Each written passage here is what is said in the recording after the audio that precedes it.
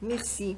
Et merci pour cette présentation qui me flatte, mais qui va au-delà de mes qualités. Et donc, merci. Un grand merci à Terence Cavaglio et aux collègues qui m'ont invité. C'est un grand plaisir aujourd'hui d'être ici, donc comme marraine de ce master en histoire de droit et de la pensée politique, comme Terence m'a expliqué.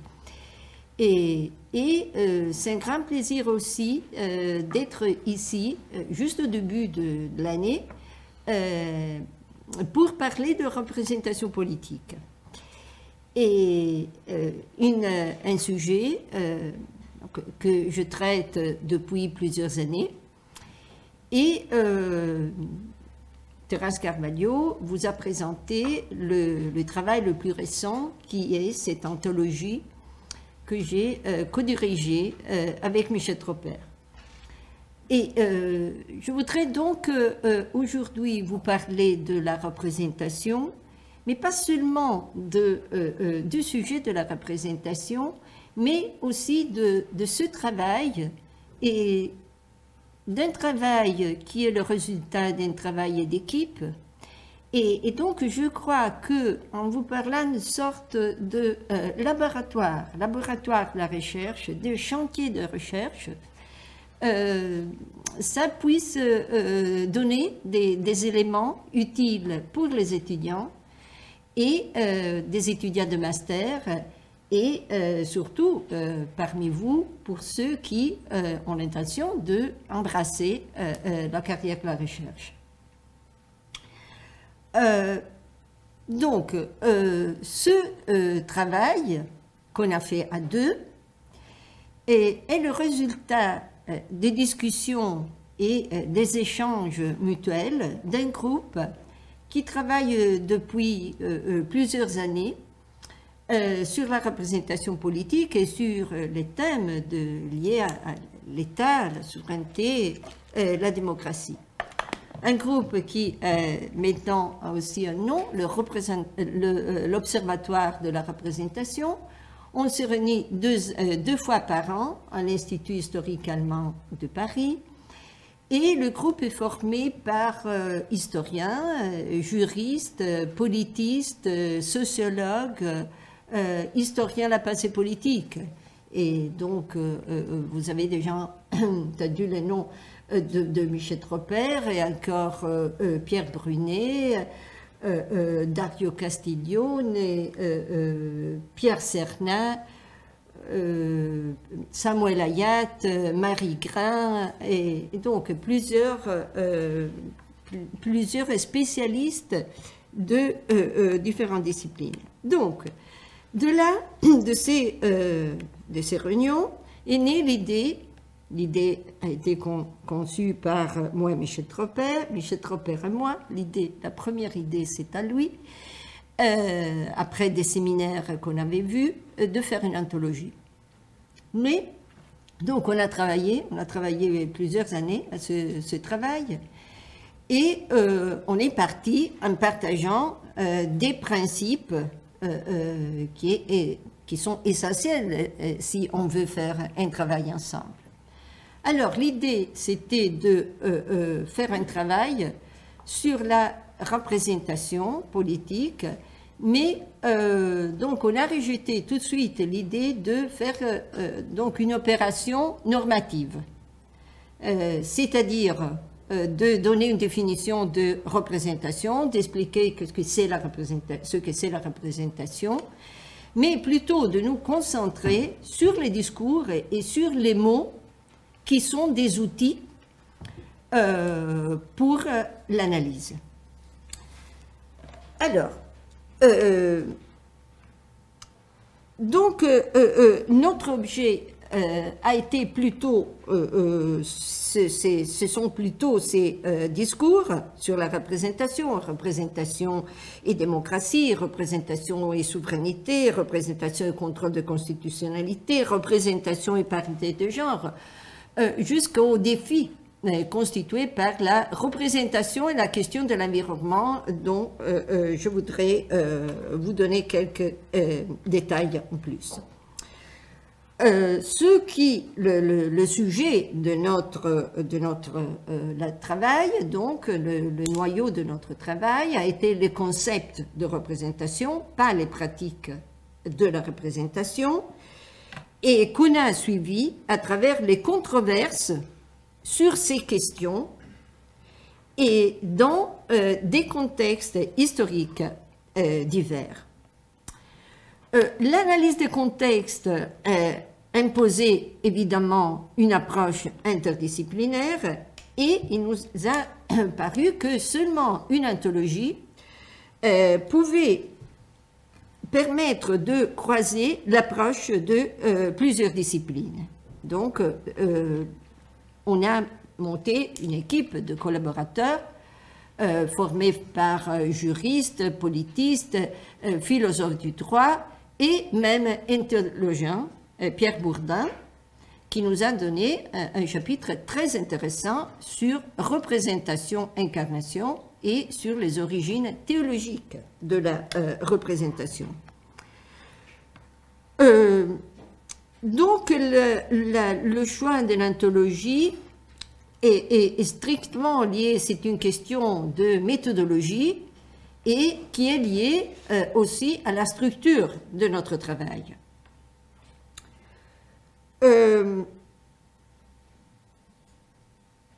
Loin du morcellement qu'une anthologie est censée impliquer, notre choix donc a été avant tout un choix méthodologique. Nous avons tenu en compte des critiques qui sont souvent avancées aux anthologies et notamment les critiques qu'on a trouvées avancées par un juriste que peut-être vous connaissez, un juriste italien, Giovanni Tarello, qui est l'auteur d'une histoire de la pensée juridique moderne qui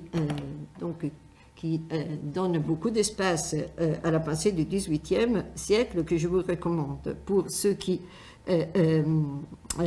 arrivent à lire l'italien. Donc, les critiques de la juxtaposition et du morcellement qui sont liées à une anthologie nous a paru que donc n'était pas notre cas. Et nous avons fait un effort pour éviter le morcellement. Nous n'avons pas réuni des auteurs pour qu'ils fassent chacun de son point de vue quelque chose sur la représentation, ce qui aurait en effet amené à une juxtaposition sans intérêt, mais nous avons voulu mettre à disposition des lecteurs, des lectrices, des tests fondamentaux présentés dans leur contexte historique et avec leurs problématiques propres. Donc, ils n'en sont pas une synthèse et pas du tout une interprétation de la représentation, mais une problématique d'ensemble. On n'a pas eu l'ambition d'être exhaustive, on a fait notre choix et donc la responsabilité, c'est à nous. Donc, et cette approche qui est donc une approche de méthode mais aussi de théorie s'exprime dans la structure de l'anthologie. L'anthologie est formée par différents chapitres. On a Terence Carvalho déjà mentionné plusieurs spécialistes. On a choisi des sujets et on a cherché un collaborateur, la Révolution française, représentation Révolution française, représentation et libéralisme britannique, représentation et nazi, représentation et parité de genre. Et chaque chapitre est organisé en 3 parties qui correspondent à 3 niveaux. Il y a un premier texte, qui est un texte historique. Il y a un deuxième texte qui, contemporaine ou même successive par rapport au premier, qui porte un éclairage, une critique, une vision décalée par rapport au premier texte. Et enfin, il y a un texte qui est un commentaire, le 3e niveau, confiés aux spécialistes du sujet du chapitre.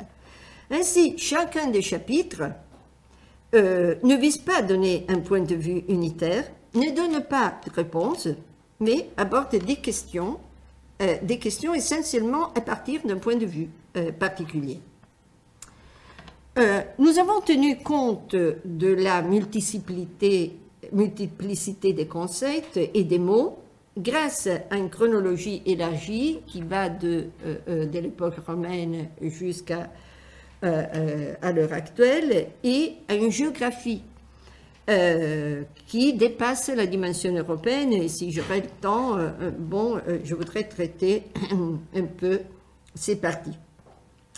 Nous avons partagé l'idée qu'il n'y a pas une évolution des concepts, mais il y a des concepts qui sont élaborés dans différents contextes, dans différents moments.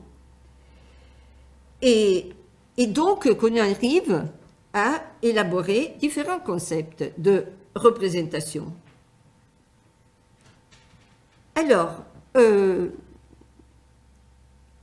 c'est un travail interdisciplinaire, comme Terence Carvalho a déjà remarqué, plutôt que pluridisciplinaire.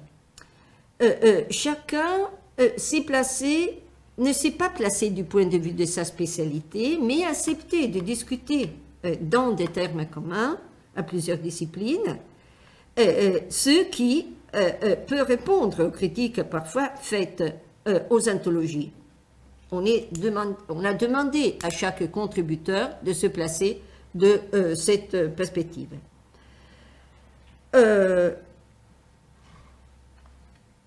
Donc, la structure particulière de l'anthologie et l'apport des spécialistes de différentes disciplines évite, nous a semblé, de donner une prétendue vision unitaire à travers une juste exposition d'extraits dus à la partialité inévitable des choix de texte. En même temps, le fait que ce projet ait été conçu par une historienne, telle que je suis, et par un juriste, Michel Tropper, a permis de donner une perspective et une direction de recherche spécifique qui est axée sur une vision commune du lien entre la dimension juridique et la dimension historique. Michel Tropper et moi, nous avons discuté à ce propos sur la perspective de l'analyse des faits par les historiens et par les juristes dans un dialogue qui est paru en 2017 dans la revue Journal of Interdisciplinary History of Ideas, une revue en ligne, et donc que vous pouvez retrouver. Alors, il s'agit d'un travail d'une historienne et d'un juriste avec leurs caractéristiques particulières. Moi, je suis un historien qui pratique de l'histoire intellectuelle, Michel Tropper, un juriste positiviste. Je pratique l'histoire intellectuelle et donc par histoire intellectuelle, pour mieux définir donc cette approche, je préfère la notion britannique de Intellectual History de l'école de Cambridge et du groupe de Sussex, qui se caractérise par une attention particulière au lien entre texte et contexte. Dans cette perspective, nous nous sommes interrogés sur ce que les hommes du passé entendaient par représentation, sur la valeur des mots qu'ils utilisaient, qui étaient à leur disposition, pour exprimer leur notion de représentation, sur les changements même apportés à ces mêmes mots pour répondre et modeler à la fois leur réalité, sur leurs intentions, sur leur but, sur l'impact politique de ces métamorphoses lexicales. En rejetant, donc, je le répète, un concept unitaire de représentation, et en nous concentrant plutôt sur la famille de concepts mobilisés autour de la représentation au fil des siècles de la géographie, qui permettent une contextualisation linguistique du terme, de la pluralité de ses valeurs, de ses interprétations qu'on a données, de la manière dont les discours sur la représentation ont légitimé ou discrédité des situations politiques. Donc, on a visé à donner des aperçus sur des questions spécifiques. Mais alors, le concept de représentation peut être compris uniquement dans le cadre de contextes spécifiques, si donc on suit le raisonnement que je vous ai présenté, ou renvoie-t-il, si on reste au niveau du concept, des questions théoriques qui permettent d'énucléer des éléments transhistoriques. En ce qui concerne la chronologie, on a choisi des auteurs et des moments qui ont marqué l'histoire de la représentation. Le rôle de la fiction juridique romaine, qu'on a confié à Jean-Louis Perrin, le lien représentation-incarnation de la réflexion théologique confié à Pierre Bourdin, sa sécularisation dans la figura ficta du souverain théorisée par Hobbes dans le Léviathan, les fondements économiques d'une notion de représentation qui découle de la théorie de l'économie au XVIIIe siècle, dont je suis spécialiste, et la poussée politique donnée par la Révolution française, le problème de la représentation et le genre, une question qu'on a abordée dans 2 chapitres. Moi, je l'abordais à propos de Condorcet, qui a été donc le seul, avant la Révolution, à s'était exprimé en faveur des droits politiques des femmes à être représentants et représentées, une position très minoritaire, jusqu'à la question, jusqu'aux questions contemporaines sur représentation et parité de genre qu'on a confié à 2 juristes, Isabelle Boukowska et Charlotte Girard, qui ont traité de toutes les discussions autour de la modification de l'article 3 de la Constitution française en 1799. Jusqu'au défi contemporain de la représentation des entités naturelles. Donc, la représentation, on le sait, la représentation est une fiction, parce que représenter, ça veut dire donc rendre présente quelqu'un qui est absent. Et on est parti de l'idée qu'il n'y a pas seulement un concept de représentation, mais une famille. Alors, et une ressemblance de famille. C'est à ce niveau-là que, donc, une idée qui a été élaborée par Michel Tropper, la notion de métaconcept, a été un outil précieux pour nous. Et moi, comme historien, je suis aussi persuadée que cette idée élaborée par un juriste, au niveau de la méthodologie et même de la recherche, peut être très utile pour les historiens.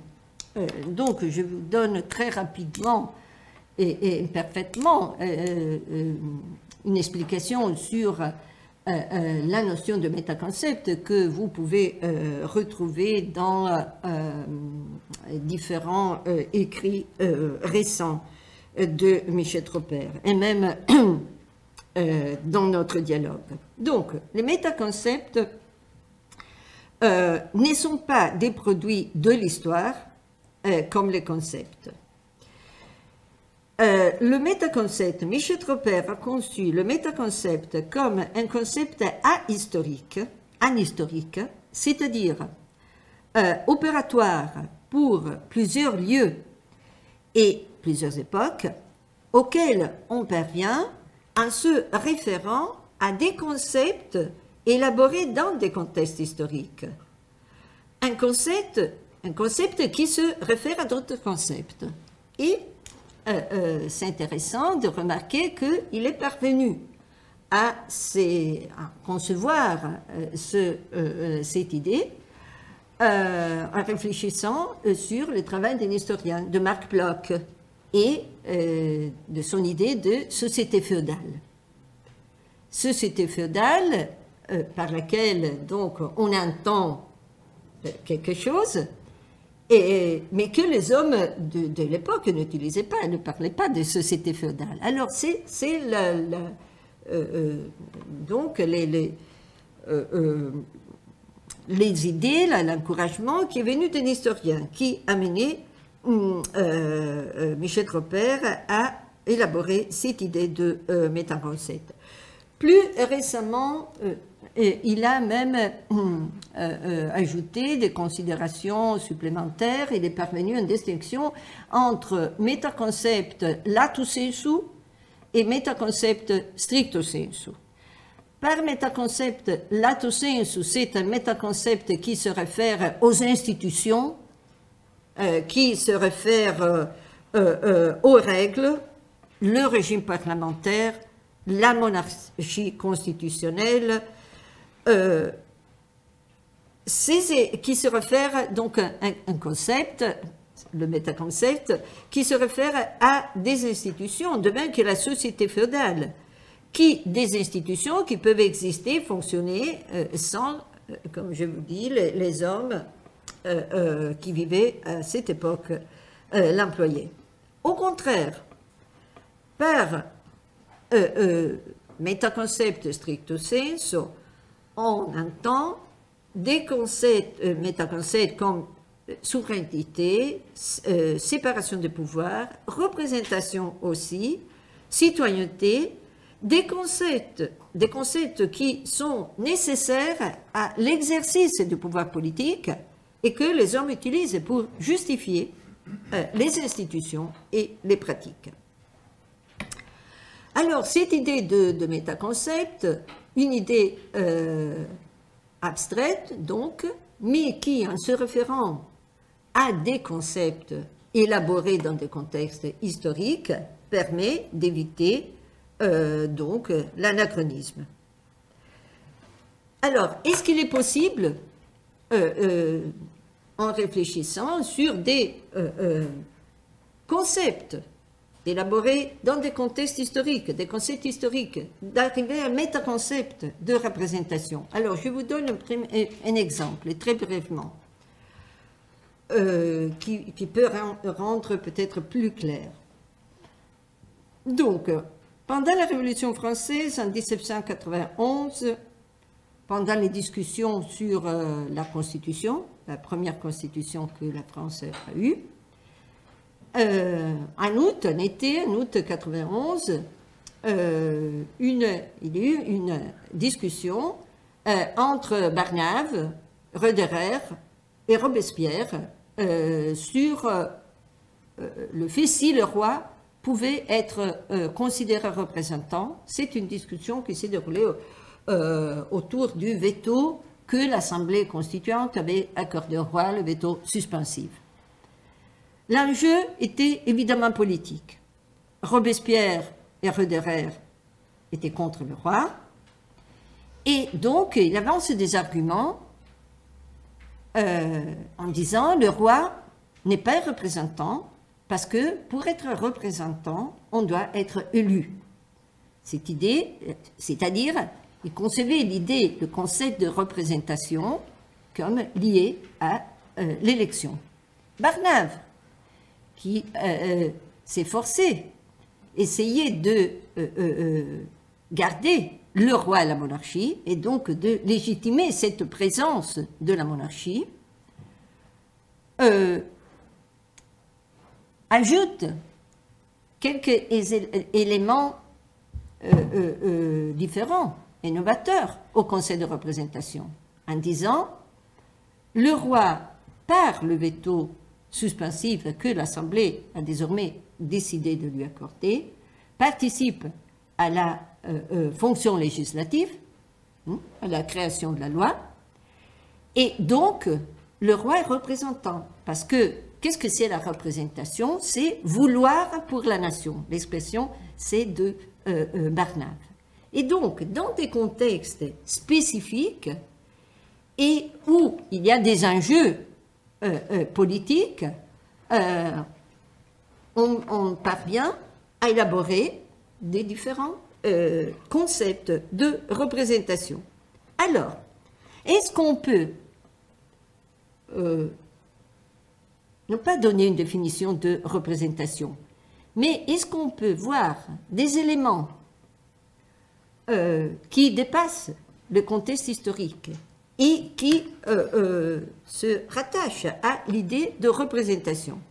Alors, on peut dire que la représentation implique la capacité d'une autorité de vouloir ou d'agir au nom d'une autre entité à laquelle cette volonté et cet acte sont imputés. Représentation implique un principe d'imputation.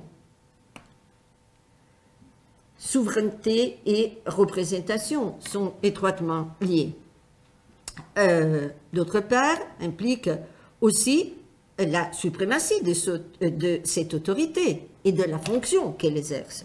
Parce que, donc, il tire d'un principe d'imputation leur légitimité, mais c'est ce même principe qui donne toute l'autorité. Les représentants sont des représentants qui agissent au nom de la nation.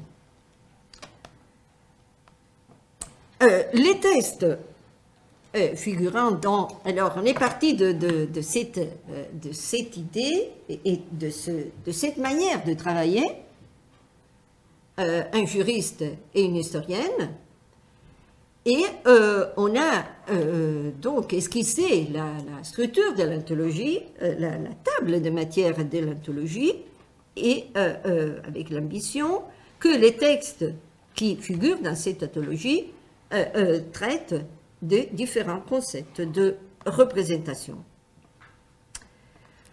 Alors, puisque nous avons accepté l'idée d'appeler représentation cette prétention émise par certains individus d'agir au nom d'une autre autorité, donc nous nous sommes posé des questions. Avant tout, alors on représente quelqu'un, mais qui est représenté? Ça, c'est la première question. On peut représenter Dieu, Christ, on peut représenter le Saint-Empire. Melke Stoll nous a donné un très, très beau chapitre sur la représentation et dans le Saint-Empire, qui malheureusement il n'est pas arrivé à voir, il n'a pas vu le volume. Donc on peut représenter différentes même réalités territoriales, l'idée de représentation dans un État fédéral qu'on a confié à Olivier Beau. On peut représenter le peuple, on peut représenter la nation. Et encore une fois, c'est un enjeu politique, parce que c'est au cours de la première phase et des premières phases de la Révolution qu'on a discuté si l'Assemblée constituante représentait le peuple ou la nation. On est arrivé on a accepté l'idée de nation, parce qu'on avait décidé de garder la monarchie. Alors, cette distinction, les deux termes, et dans le discours du XVIIIe, étaient même utilisés comme synonymes, et dans la Constitution de 93, où il n'y a plus question du roi, donc il n'y a plus question de cette distinction entre nations représentées, qui représentaient la nation et pas le peuple. Le représentant ne peut pas éviter de prétendre que l'entité qui représente lui préexiste, mais c'est la représentation, c'est l'être au nom duquel on affirme agir qui ne préexiste pas. Donc on le voit à propos de Hobbes et du chapitre 16 du Léviathan, on est vraiment à l'origine du concept moderne de représentation.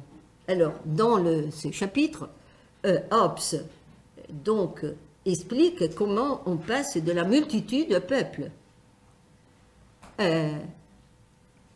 On crée un peuple, on a un peuple seulement au moment où, après le contrat, tous les pouvoirs sont confiés au roi et le roi est le représentant du peuple, persona ficta, c'est dans le terme latin. Et donc le peuple n'existe qu'à travers le roi qui est son représentant, il n'existe pas avant. C'est l'idée qui est représentée et le lien entre représentant et représenté nous a amené aussi à nous poser la distinction, à réfléchir sur les théories monistes et dualistes de la représentation. Donc, le représentant présuppose un peuple, une nation, mais ou bien le représentant et le représenté ne forment qu'une seule et même entité, ou bien elles constituent deux entités différentes. L'idée que le représentant et représenté constituent une unité, c'est l'idée de Hobbes et c'est l'idée de Sieyès aussi. Alors, Sieyès, qui est le théoricien du gouvernement représentatif, pas de la démocratie. Condorcet était démocratique, pas Sieyès, mais Sieyès a donné la première théorisation en France du gouvernement représentatif. Pour Sieyès, la volonté générale s'exprime uniquement à travers l'Assemblée représentative. Et il n'y a pas d'autre forme de représentation en dehors de l'Assemblée. Donc l'idée des assemblées primaires de Condorcet et d'autres n'appartient pas à Sieyès. Parce que c'est la volonté générale et qui exprime cette unité du corps, c'est l'idée que Sieyès reprend de Rousseau, cette unité de corps s'exprime seulement à travers la représentation. C'est par cette idée de représentation que Sieyès arrive à dépasser l'impasse théorique de Rousseau, c'est-à-dire l'impossibilité de garder unité du corps, volonté générale, inaliénabilité de la volonté générale et représentation.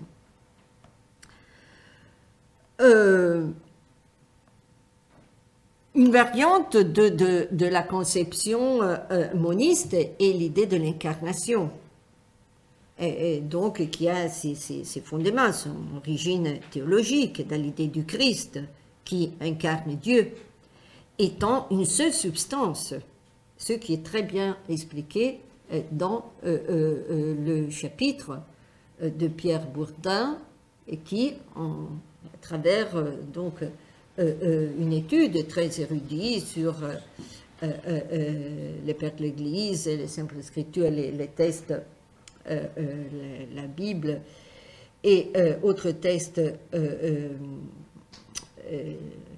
religieux, parvient à mettre en évidence comment, lorsqu'on a abandonné cette unité de substance qui est du Christ et du Dieu, c'est plus difficile d'arriver à la légitimation de la représentation. La sécularisation de l'idée d'incarnation, donc c'est Hobbes qui parvient avec cette idée de peuple, mais à la différence de Dieu, qui n'existe pas seulement dans le Christ, parce que Dieu, donc ça c'est le problème théologique, Dieu et Christ qui sont même substance, et Dieu existe même indépendamment du Christ, qui est son incarnation. Le peuple de Hobbes n'existe qu'à travers la représentation. Et donc il y a ce passage de l'idée théologique à la sécularisation de l'incarnation. Un autre moment de passage est pendant la Révolution française. Parce que pour Sieyès, on revient à Sieyès, on revient au théoricien de l'Assemblée, de gouvernement représentatif.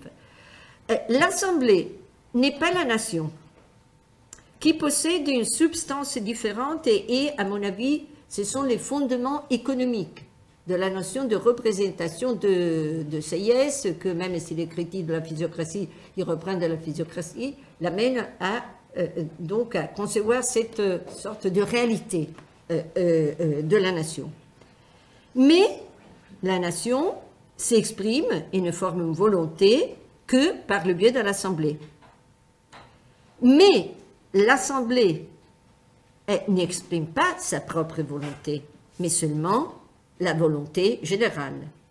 Donc, tandis que l'incarnation présuppose une identité des substances, la conception révolutionnaire présuppose un dualisme ontologique, la nation et l'Assemblée, mais un monisme de la volonté. Parce que la volonté est la volonté, l'Assemblée exprime la volonté générale. Une idée très... donc c'est notre ontologie diachronique et une idée très donc moderne et de incarnation et dans l'idéologie nazie, dans le chapitre qu'on a confié à Olivier Jean-Jean. Et on voit vraiment cette idée d'incarnation à travers donc des considérations particulières de l'idée de cette unité du Führer avec son peuple. Ou encore le conducteur Péron, le péronisme, chapitre aussi très une forme moderne d'incarnation, très particulière, qu'on a confiée à Carlos Herrera.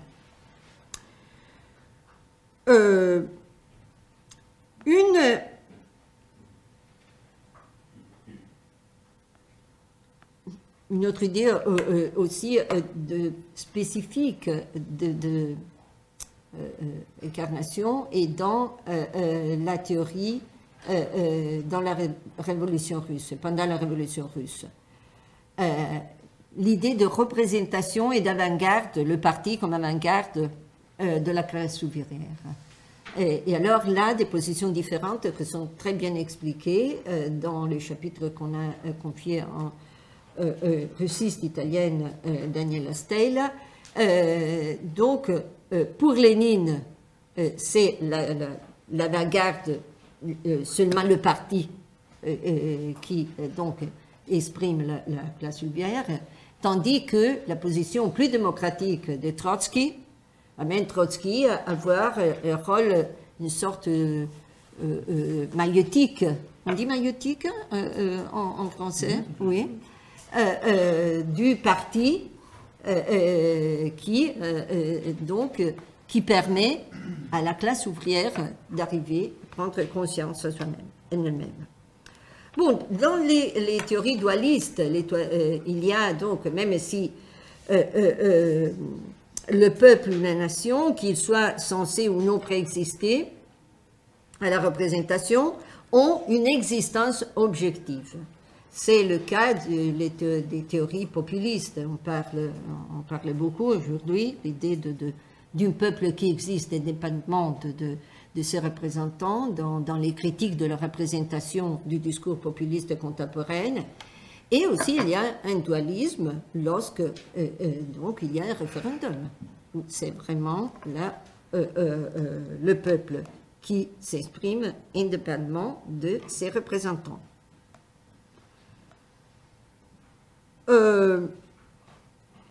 Donc, il faut, nous avons réfléchi aussi sur donc des éléments des implications de ces théories. La conception dualiste implique, au moins en théorie, la possibilité du mandat impératif. Et dans le discours des critiques de la représentation, on parle aujourd'hui, on revient à l'idée de réintroduire des formes de mandat impératif. Et dans la conception moniste, le titulaire de la souveraineté ne serait qu'une pure abstraction, ce alors qui peut arriver aussi à représenter la nature. Mais je reviendrai là.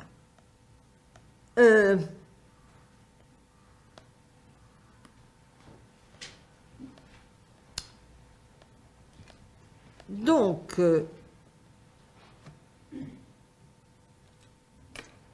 on a, dans notre projet, on a décidé tout d'abord, et on était d'accord, tous les deux, de sortir de l'Europe et d'élargir la géographie à des réalités différentes où le concept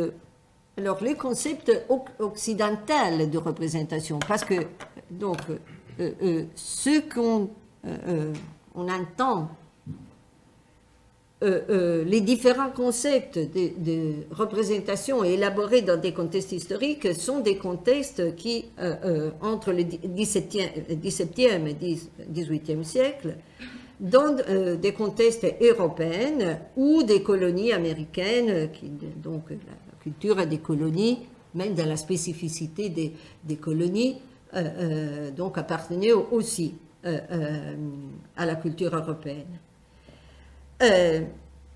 Mais on a voulu donc analyser comment le concept de représentation, conçu dans des contextes et à une époque spécifique, a été exporté et utilisé de la même manière qu'en Occident, en Inde, par exemple, dans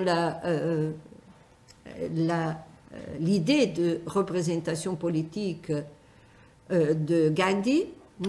C'est un chapitre qu'on a confié à Sumil Kinnani, qui est un spécialiste de l'Inde, ou au Japon, qu'on a confié à Jaime Yamamoto, juriste japonais. Donc, des contextes semblables, l'Inde n'est pas semblable, mais donc la culture de Gandhi, c'est-à-dire dans un État ou qui était un État séculier, comme au Japon, ou qu'on voulait séculier. Et même là où on a suivi même le conseil de représentation, là où a donné à des concepts nouveaux, a été transformé, donc foncièrement transformé, comme en Russie, je vous ai déjà parlé, dans l'Allemagne nazie, en Chine, donc c'est Émilie Frenkiel qui fait partie de notre groupe qui a fait un chapitre sur la Chine, et dans l'islam aussi. Il y a un chapitre sur l'islam qu'on a confié à un juriste, Sana Belanchour. Donc, notre anthologie est une entreprise au niveau même global, et ce qu'on ambitionne aussi à donner une contribution aux discussions actuelles sur l'histoire globale, sur la global history. On parle beaucoup aujourd'hui de global history. les discussions à l'heure actuelle sur la global history et sur les difficultés d'arriver à concevoir une histoire intellectuelle à niveau global mettent en discussion le concept même de global. Qu'est-ce qu'on entend par global? Sa portée comme catégorie méta-analytique pour l'historien et même son attitude idéologique relativiste. L'idée, donc, après, qui a commencé avec les post-colonial studies, l'idée que donc la culture européenne, bon, c'est une partie de la culture du monde entier et que son rôle dominant a été surévalué. Provincializing Europe, selon le titre d'un travail très bien fait, critique même à l'idée de cette relativisation de la culture européenne par un historien indien, Chakrabarty. Donc, la dimension globale de notre anthologie résulte de sa structure et de sa méthodologie, comme j'ai essayé de vous présenter. Nous avons voulu tester le métaconcept de représentation, selon les éléments que je vous ai présentés, à travers différents contextes spatio-temporels, et l'approche comparative permet de spécifier et de préciser ces caractères.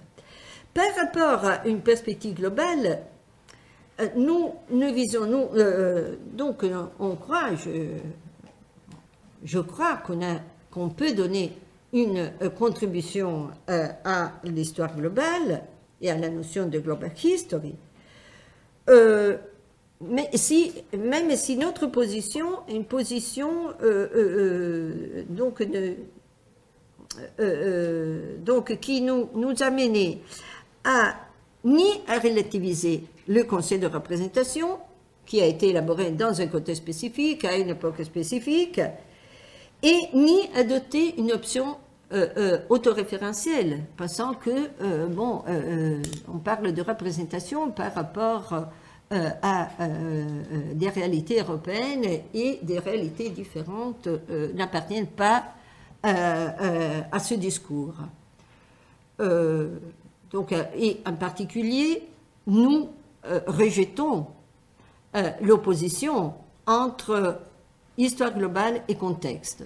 Je ne partage pas la critique que John Pocock a adressée à l'ambition de créer une histoire intellectuelle globale, en disant que seulement en analysant le contexte, on peut faire de l'analyse historique. Une analyse historique qui apporte une contribution à la recherche et aux connaissances doit dépasser la dimension du contexte et être une histoire comparée. Et je crois que notre anthologie peut donc donner quelques éléments.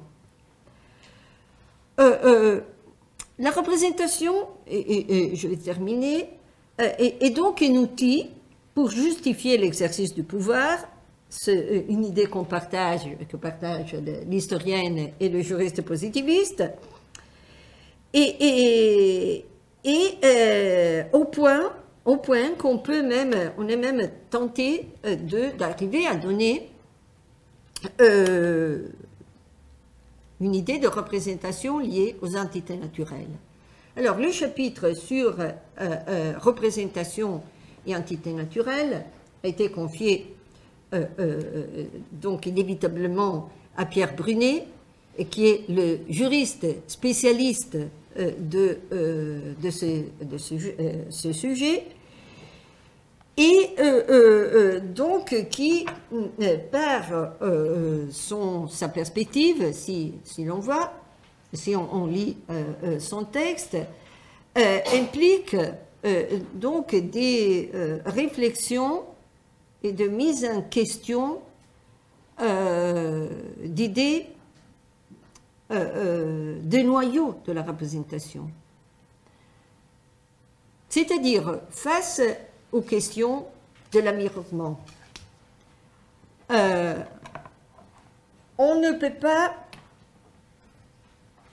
on est amené à considérer l'ensemble des êtres humains et non humains comme un système, donc sortir de l'approche anthropocentrique pour arriver à une approche écocentrique. Alors, considérer un système, et en considérant un système des êtres humains, forcément, on est amené à réfléchir sur le lien représentation-nation, représentation-souveraineté, et qui a été posé par la Révolution française. On a discuté, on continue à discuter avec Pierre Brunet sur ces questions. C'est une impasse théorique pour les juristes, mais pas seulement pour les juristes.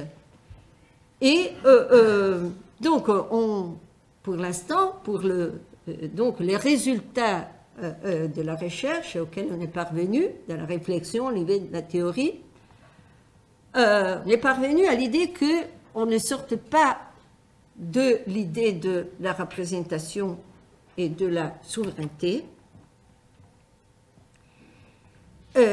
mais que les questions de l'environnement impliquent une réformulation, pas une opposition à l'idée représentation-nation, mais une réformulation de l'idée représentation-nation.